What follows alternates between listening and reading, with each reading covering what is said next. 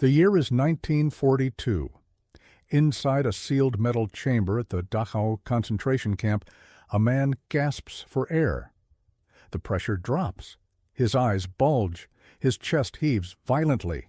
Around him, men in white coats scribble notes onto clipboards.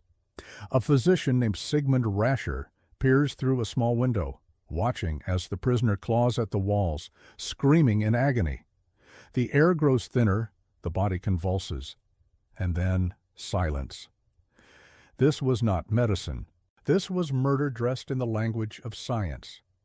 And what these engineers and physicians discovered in that chamber would confirm a terrifying truth that the human body was never meant to know. At 63,000 feet, the blood begins to boil.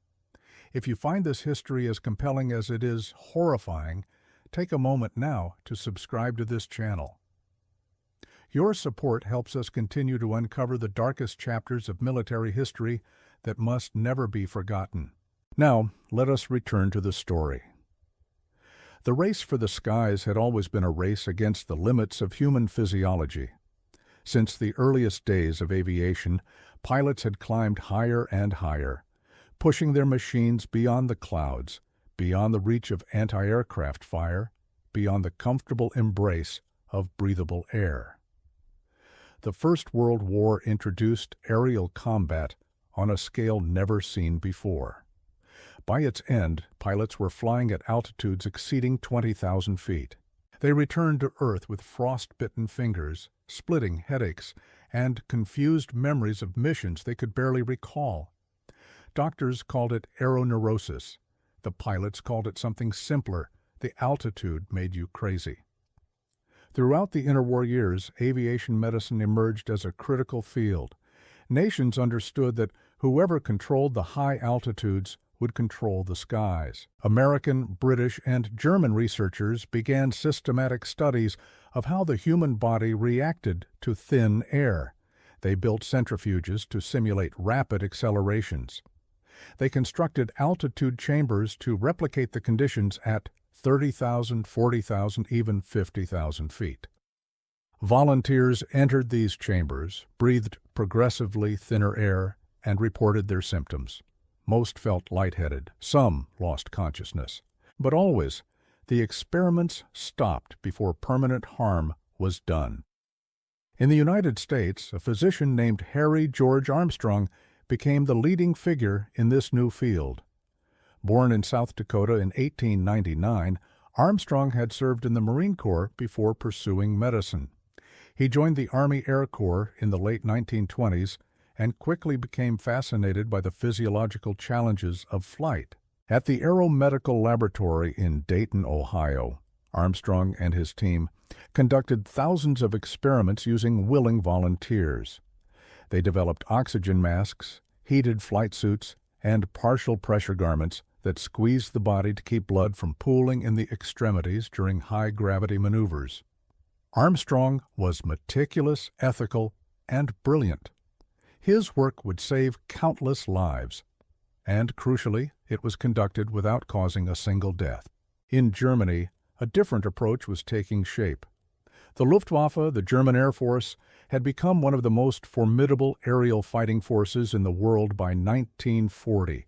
Its pilots flew the legendary Messerschmitt 109, dominating the skies over Poland, France, and the Low Countries. But as the war expanded, German planners recognized a problem. Allied bombers were flying at increasingly higher altitudes beyond the reach of many interceptors. German fighters needed to climb higher, faster, and when they did, their pilots began to suffer. At altitudes above 15,000 feet, the human brain begins to starve for oxygen. The condition is called hypoxia. At first, the symptoms are subtle. Colors seem brighter, sounds become muffled. A strange euphoria takes hold. Pilots reported feeling invincible, even as their judgment deteriorated. They made mistakes. Simple calculations became impossible. They forgot where they were, what they were doing, and then, without warning, consciousness slipped away. A pilot might wake up minutes later, his aircraft spinning toward the Earth, or he might not wake up at all. To combat hypoxia, aircraft carried oxygen systems.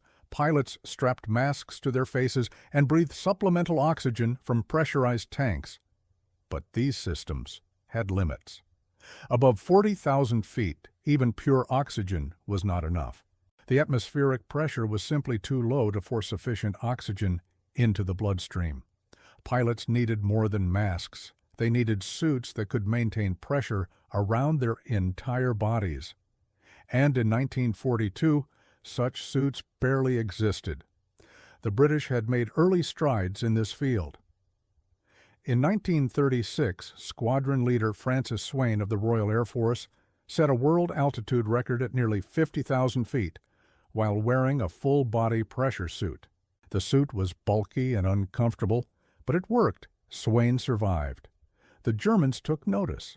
Their own engineers at the Draeger Company began developing pressure suits for high-altitude flight. These suits, made of rubberized fabric with metal helmets, were designed to keep pilots alive at extreme altitudes. But the suits needed testing, and testing at such altitudes carried enormous risks. This is where the story turns dark. In the normal course of scientific research, experiments with life-threatening risks were conducted cautiously, using animal subjects first, then carefully screened human volunteers who understood the dangers. But in Nazi Germany, a different logic prevailed.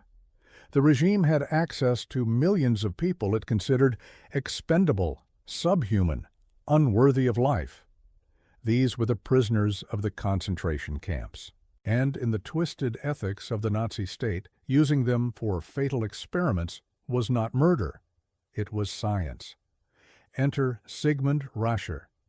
Born in 1909 in Munich, Rascher was an ambitious physician who had joined both the Nazi Party and the SS. His wife, Caroline, maintained a personal connection to Heinrich Himmler, the head of the SS and one of the most powerful men in Germany. This connection would prove invaluable. In early 1941, while attending a course in aviation medicine in Munich, Rascher conceived an idea. He wrote a letter to Himmler, lamenting that German research into high-altitude flight was hampered by a lack of human test subjects. Animal experiments, he argued, were insufficient. Only humans could provide the data the Luftwaffe needed, and he knew where to find them. Himmler responded with enthusiasm. He had always been fascinated by pseudoscientific research and saw an opportunity to demonstrate the value of the SS to the war effort. He authorized Rascher to conduct experiments at Dachau, the oldest concentration camp in Germany, located just a few miles from Munich.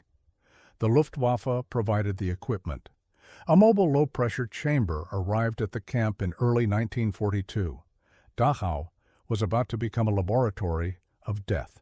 The low-pressure chamber was a metal cylinder large enough to hold one person. It was connected to pumps that could reduce the air pressure inside to simulate any altitude up to 70,000 feet. Through a small window, observers could watch the subject within. The experiments began in March 1942 and continued through August of that year. Rascher and his colleagues, including physicians from the German Experimental Institute for Aviation, selected prisoners from the camp population. Most were political prisoners, resistance fighters, Jews, and others deemed enemies of the Reich. They were not volunteers. They had no choice. The first series of experiments simulated rapid ascent. A prisoner would be placed inside the chamber. The pumps would activate. The pressure would drop, mimicking a climb to 30,000, 40,000, 50,000 feet. At first, the subject would simply feel short of breath. Then confusion would set in. The face would contort in pain. The prisoner would clutch at his ears as the pressure differential created agonizing sensations in the sinuses and inner ear. At higher simulated altitudes, the body began to fail in more dramatic ways. Above 50,000 feet, the situation became critical. The oxygen level in the blood dropped precipitously. The heart pounded, trying to compensate. Blood vessels dilated. The prisoner might experience what aviators called the bends. As nitrogen dissolved in the blood formed bubbles, that migrated to joints and organs, causing excruciating pain. And then came the convulsions. The body thrashed uncontrollably as the brain, starved of oxygen, began to die. Rascher watched through the window, taking notes. But Rascher wanted to go further. He wanted to know what happened at the very edge of the survivable, the altitude beyond which no human being could possibly live. He ordered the pressure reduced to simulate 63,000, 65,000, 68,000 feet. And at these impossible heights, he witnessed something that would become a foundation of aerospace medicine, knowledge purchased with innocent blood. The boiling point of water decreases with atmospheric pressure. At 63,000 feet, the pressure is so low that water boils at the temperature of the human body. This threshold would later be called the Armstrong limit, named after the American physician who documented it through ethical research. Below this altitude, the human body can survive brief exposure to vacuum conditions if oxygen is provided. Above it, survival is impossible without a fully sealed pressure suit. At the Armstrong limit, the fluids in the body, the saliva on the tongue, the tears in the eyes, the moisture lining the lungs, begin to vaporize. The body swells as water vapor forms beneath the skin. Death follows within seconds. Rascher's prisoners experienced this in the most horrific way imaginable. One witness, a prisoner forced to assist in the experiments, later testified at the Nuremberg trials about what he saw. The victims would scream and tear at their faces with their fingernails.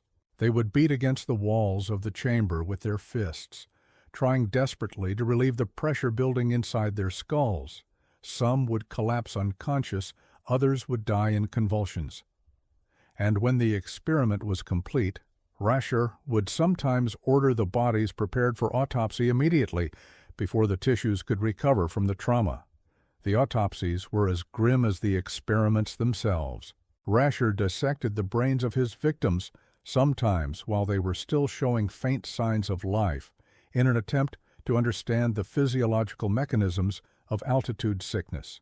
He believed that the formation of air bubbles in the blood vessels of the brain was responsible for the symptoms and deaths he observed. His reports, written in cold clinical language, made their way back to Berlin, where they were studied by Luftwaffe officials eager for any advantage that might help their pilots survive high-altitude combat. Before we continue with this harrowing account, if you are learning something from this video, consider hitting the like button and sharing it with others who care about history. Your engagement helps this channel reach more viewers who seek the truth about humanity's darkest chapters. Now let us continue. The scale of the experiments was staggering. Over the course of several months, approximately 200 prisoners were subjected to the high-altitude tests. Of these, 80 died during the experiments themselves. The survivors were not released. They were executed afterward, their bodies disposed of like laboratory refuse. No one was meant to survive to tell the story. The high-altitude experiments were only one part of Rascher's research program at Dachau. Buoyed by his connection to Himmler and the apparent success of his initial work, he expanded into other areas. The next series of experiments addressed a different problem facing Luftwaffe pilots. What happened when they ejected over the frigid waters of the North Sea? German pilots shot down over the English Channel faced death by hypothermia within minutes. Rascher wanted to understand exactly how cold killed and whether any treatments could save a freezing man. The freezing experiments began in August 1942 and continued into the following spring. Prisoners were submerged in tanks of ice water, sometimes naked, sometimes wearing Luftwaffe flight suits. Rascher and his team monitored body temperatures as the victims slowly froze. Some subjects were kept in the water for up to 5 hours.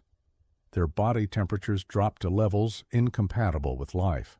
Rascher observed the stages of hypothermia, first shivering, then confusion, then unconsciousness, and finally cardiac arrest. He experimented with various rewarming methods, including immersion in hot water, placement next to naked women, and internal irrigation with heated fluids. Many prisoners died during these tests. Those who survived were often permanently damaged. Throughout this period, Rascher maintained a correspondence with Himmler, updating him on the progress of the experiments and requesting additional resources. Himmler was an enthusiastic supporter. He saw Rascher's work as proof that the SS could contribute directly to the war effort, not just through fighting, but through science. He arranged for Rascher to present his findings at a conference of Luftwaffe medical officers in October 1942. The conference was attended by dozens of senior physicians, some of whom were troubled by what they heard, but none of whom spoke out publicly against the experiments. The silence of the German medical establishment during this period remains one of the most troubling aspects of the story. Many of the physicians who participated in or observed Rascher's experiments were trained at the finest medical schools in Europe. They had taken oaths to do no harm. Yet they stood by while prisoners were tortured and killed in the name of science. Some may have been true believers in Nazi ideology. Others may have been motivated by professional ambition or fear of the regime. Whatever their reasons, their complicity enabled atrocities that would haunt the medical profession for generations. Not everyone was silent. Within the camps, some prisoners attempted to resist or sabotage the experiments. Walter Neff, a German prisoner who served as a medical assistant at Dachau, was assigned to work with Rascher. He later claimed to have sabotaged some experiments and saved individual victims' lives by falsifying records or reducing the severity of test conditions. But the evidence is mixed. Other records suggest that Neff participated actively in the experiments. The line between resistance and collaboration was often blurred in the impossible moral landscape of the concentration camps. Meanwhile, the scientific value of Rascher's experiments was dubious at best. His methodology was sloppy. His sample sizes were small. His conclusions were often contradicted by better-designed studies conducted elsewhere. The American and British researchers working on the same problems achieved far more useful results using volunteers, animals, and sophisticated monitoring equipment. Rascher's experiments added little to the scientific understanding of high-altitude physiology that was not already known or could not have been discovered through ethical means. The suffering he inflicted was pointless as well as criminal. Rascher's downfall came not from moral objections to his research, but from an entirely different scandal. He and his wife Carolina had claimed to have produced several children late in her life, a feat they attributed to special fertility treatments. This claim attracted the attention of Himmler, who was obsessed with increasing the German birth rate. But investigations revealed the truth. The children had been kidnapped or purchased from other families. The Raschers had been committing fraud. In April 1944, both were arrested. Sigmund Rascher was sent to a concentration camp himself, first Buchenwald and then Dachau. In the final days of the war, as American forces approached, he was eliminated by the SS, likely on Himmler's orders. The physician who had killed so many in the name of science died at the hands of the same system he had served. But the knowledge obtained through these experiments did not die with Rascher. As the war ended and Allied forces overran Germany, they discovered vast archives of research documents, including detailed reports on the high-altitude and freezing experiments. Teams of American and British investigators were dispatched to evaluate the captured materials.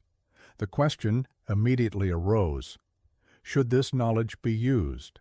The debate over Nazi research data continues to this day. On one hand, using data obtained through torture and murder seems to validate the crimes that produced it. On the other hand, refusing to use the data does nothing to help the victims, and might mean that their suffering was truly in vain if the knowledge could save future lives. Different institutions have reached different conclusions. Some researchers have cited the Nazi hypothermia data in studies of cold water survival. Others have refused to touch it on ethical grounds. There is no consensus. What is clear is that the men responsible for these experiments were criminals who violated every principle of medical ethics. In December 1946, less than 2 years after the end of the war, 23 German physicians and administrators were put on trial before an American military tribunal at Nuremberg. The case, officially known as United States of America versus Karl Brandt and others, became known as the Doctors' Trial. It was the first of 12 trials conducted under American authority to address Nazi crimes beyond those prosecuted by the main international military tribunal. The charges were extensive. The defendants were accused of participating in experiments involving high-altitude exposure, freezing, malaria infection, mustard gas poisoning, bone transplantation, seawater consumption, sterilization, and a host of other procedures. The high-altitude experiments featured prominently in the prosecution's case. Witnesses testified about the horrors they had seen. Documentary evidence was presented showing the systematic nature of the program. The defendants offered various excuses. Some claimed they had not known the true nature of the experiments. Others argued that the victims would have died anyway. A few insisted that the research was scientifically necessary and that similar experiments had been conducted elsewhere. None of these defenses succeeded. The trial lasted 8 months. On August 19, 1947, the tribunal delivered its verdict. 16 of the 23 defendants were found guilty on various charges. 7 were sentenced to death. They were hanged at Landsberg Prison on June 2, 1948, the same facility where Adolf Hitler had written his manifesto 2 decades earlier. The remaining convicted defendants received prison sentences ranging from 10 years to life. 7 defendants were acquitted for lack of evidence linking them directly to the experiments. Among the most significant outcomes of the Doctors' Trial was the articulation of what became known as the Nuremberg Code, a set of 10 principles governing ethical human experimentation. The code established that voluntary consent is absolutely essential, that experiments should be based on prior animal research, that risks should be minimized, and that subjects must be free to end their participation at any time. These principles would form the foundation of modern research ethics and continue to guide medical research around the world today. The horrors of Dachau had produced, if nothing else, a framework designed to prevent such horrors from ever recurring. In the decades that followed the war, the science of high-altitude physiology advanced dramatically through ethical means. Harry Armstrong, the American pioneer whose name would become synonymous with the altitude at which blood boils, continued his groundbreaking work. He served as the commander of the School of Aviation Medicine and later as the Surgeon General of the United States Air Force. His contributions to aerospace medicine helped American pilots survive not only the upper reaches of the atmosphere, but eventually the vacuum of space itself.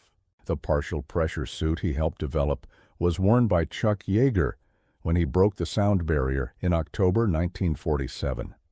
The Armstrong limit, set at 63,000 feet in the United States Standard Atmosphere Model, became a critical planning threshold for high-altitude flight.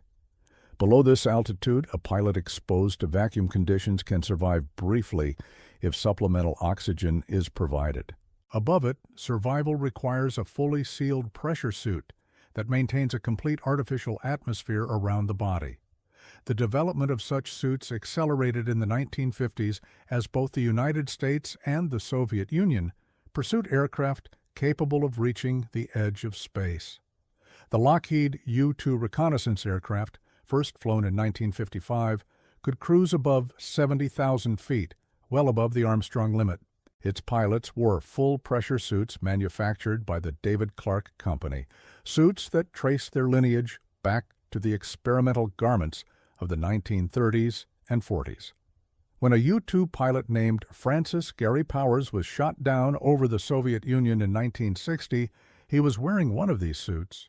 The technology that had been so cruelly tested on concentration camp prisoners had finally reached operational maturity. developed properly through legitimate engineering and ethical experimentation. The legacy of the Nazi high-altitude experiments remains deeply troubling. The knowledge gained was largely redundant. The suffering inflicted was immense. The victims, whose names are mostly lost to history, died in terror and agony for the benefit of a regime that viewed them as less than human. Their fate stands as a permanent warning about the dangers of unchecked power and the corruption of science by ideology. Today, the former concentration camp at Dachau serves as a memorial and museum. Visitors can walk the grounds where tens of thousands of people were imprisoned, tortured, and killed. The low-pressure chamber that Rascher used for his experiments is gone, but the memory of what occurred there endures. The camp's memorial site includes documentation of the medical experiments, ensuring that future generations will understand what happened and why it must never happen again. The Armstrong limit itself is now a routine consideration in aerospace engineering. Every pressure suit, every spacecraft cabin, every high-altitude aircraft must be designed with this fundamental physiological boundary in mind. Astronauts aboard the International Space Station work in an environment where exposure to vacuum would be fatal within seconds. The engineering that protects them was developed over decades of careful, ethical research conducted by physicians and engineers who respected both the laws of physics and the dignity of human life. In 1965, a technician at NASA's Johnson Space Center accidentally experienced brief exposure to near-vacuum conditions during a test. The pressure in his suit dropped catastrophically. He later reported that his last conscious memory before rescue teams restored pressure was the sensation of the saliva on his tongue beginning to boil. He survived only because the exposure lasted mere seconds and help was immediate. His experience provided a vivid, if terrifying, confirmation of what happens to the human body at the Armstrong limit. Knowledge that had been established through both the criminal experiments at Dachau and the ethical research conducted in American laboratories. The story of the high-altitude experiments is not simply a story about the horrors of Nazi Germany. It is a story about the responsibilities of scientists, the limits of military necessity, and the ethical boundaries that must never be crossed, no matter how urgent the circumstances seem. The physicians who participated in these experiments betrayed their profession, their humanity, and their victims. The system that enabled them betrayed every principle of civilization. And the silence of those who knew but did not speak betrayed the possibility that such horrors might have been stopped before they claimed so many lives. As we consider this history, we must ask ourselves what lessons we carry forward. The Nuremberg Code established clear principles, but principles are only as strong as the people and institutions that enforce them. The potential for abuse exists whenever power is concentrated, whenever certain groups are dehumanized, whenever the pressure of war or emergency erodes normal ethical constraints. The victims of Dachau cannot be brought back, but their memory can serve as a permanent reminder of what happens when science is divorced from humanity, when medicine is corrupted by ideology, and when the fundamental dignity of every human being is forgotten.